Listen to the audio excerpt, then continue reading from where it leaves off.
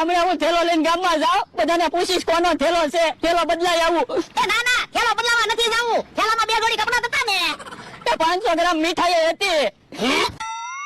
અરે પૈસા 500 ગ્રામ નહીં, કિલો મીઠાઈ લેતાય અને 2 જોડી કપડાં લેતાય. એ હારું.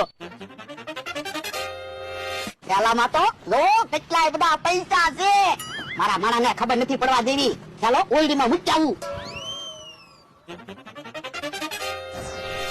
હે મમરાભાઈ આવે છે.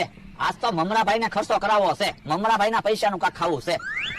અરે હે હું છું બકુલભાઈ? એ શક્કર આવે છે. એમ તો કેમ શક્કર આવે? એ જો આમ.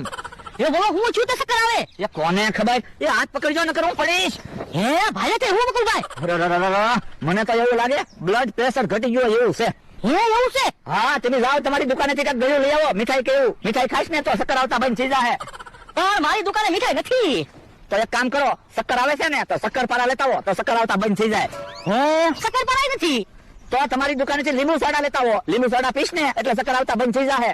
એ વાંધો નહીં, તમે ઊભા રહેજો, બે હતા નહીં નકર પડશો. એ હારું. જો બોલો દુકાન છે તોય કોઈ દિવસ કાંઈ મને ખવડાવતા જ નતા. હમણાં તમે જોવો લીંબુ સોડા લઈને આવે કે નહીં?